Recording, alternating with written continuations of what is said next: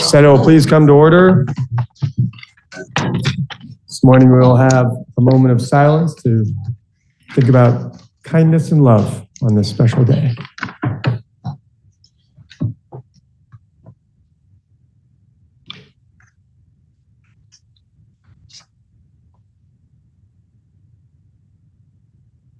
And good morning. Please rise if you're able for the pledge.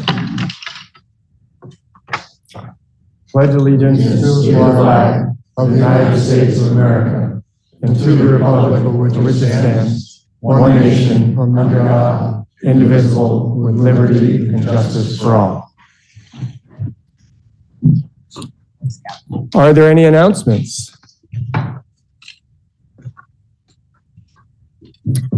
Seeing none, we have a joint Senate resolution for adoption, JRS 14, relating to weekend adjournment. Please listen to the reading of the resolution. JRS 14, joint resolution relating to weekend adjournment. Resolved by the Senate and House of Representatives that when the two houses adjourn on Friday, February 17, 2023, they be to meet again no later than Tuesday, February 21, 2023. Now you've heard the reading of the resolution. The question is, shall the Senate adopt the resolution on its part? All those in favor, please indicate by saying aye. Aye. Those opposed indicate by saying nay. The ayes have it. You have adopted JRS 14. We have 4 Senate bills for introduction today. The first being S80, introduced by Senator Bray and others.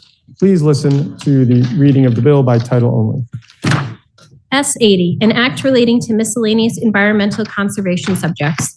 Now you've heard the reading of the bills referred to the Committee on Natural Resources and Energy. We have S81, introduced by Senator McCormick and others. Please listen to the first reading of the bill by title only.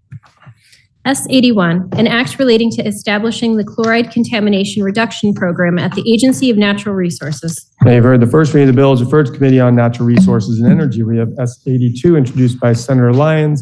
Please listen to the first reading of the bill by title only.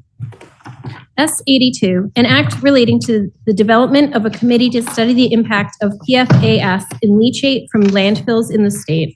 Now you've heard the first reading of the bill is referred to the Committee on Natural Resources and Energy. We have a bill introduced by Senator Ram Hinsdale and Senator Clarkson, S83. Please listen to the first reading of the bill by title only.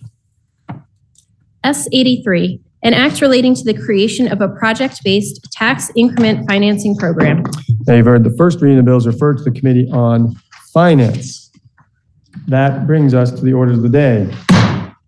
We have up for action today S54. S54 was read a first time and was referred to the Committee on Finance, where it was considered, and the Finance Committee has a report on the bill. Please listen to the second reading of the bill.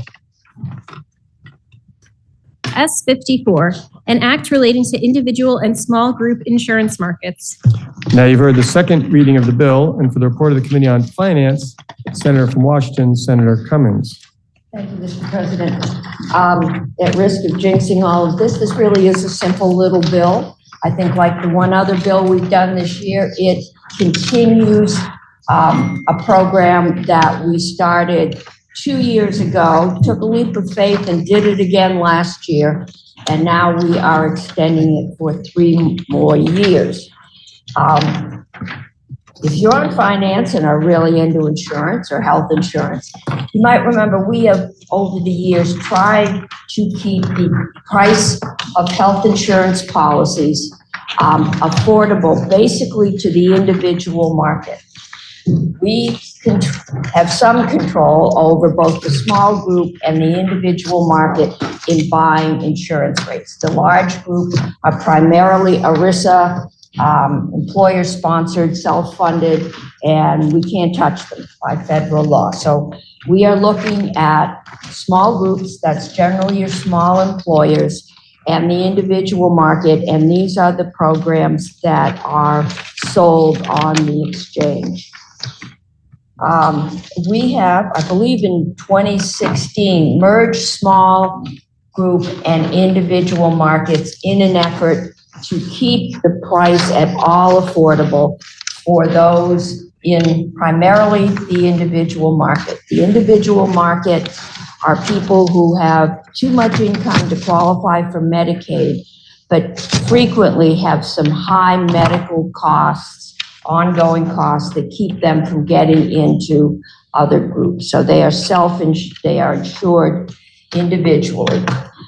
It's a very small group, and because it's high cost in a small group, that makes the cost high for everyone.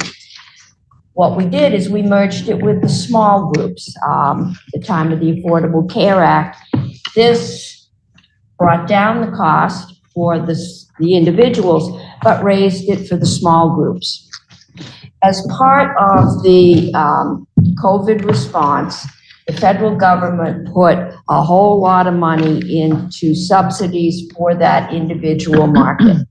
That that lowered the cost actually for the individual market, so it was more affordable. Actually, on the advice of both the major insurance providers of health insurance in the state and the healthcare advocate, we separated those two markets.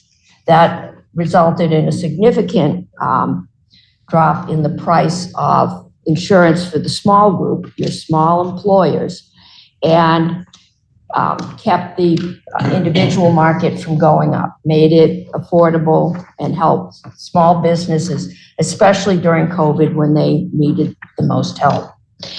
The last year, if you may remember, it was in the, Recovery Act, which got stalled and was off and on in Congress, was a continuation of those subsidies to the individual market. We hemmed and hawed and took a leap of faith in the end and recommended that we take the chance that the federal subsidies would continue, and we continued that separated market for 1 year. Well, the federal subsidies did, I believe in October, get continued when the bill passed. They will remain in place for another 3 years, so I believe it is through plan year 2025, and this bill will extend that market separation until 2025. The vote in committee, I believe, was 7-0, and we asked that we concur. I've heard of the report from the Senator from Finance. The question is, shall the bill be read a third time? Are you ready for the question? If so, all those in favor, please indicate by saying aye. Aye. Those opposed indicate by saying nay. The ayes have it, and you've ordered third reading of S54. That completes the orders of the day. Senator from Chittenden Central. Thank you, Mr. President. Pending announcements, I would move the Senate stand in adjournment until Wednesday, February 15th at 1 p.m. Senator from Chittenden Central has moved that the Senate stand adjournment until 1 p.m. February 15th, pending announcements.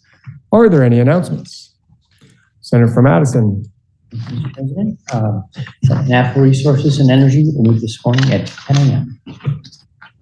Senator from Bennington. Mr. President, Senate Education will be at 1:30.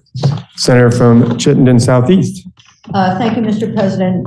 Senate Health and Welfare will meet at 10 o'clock. Senator from Chittenden Southeast.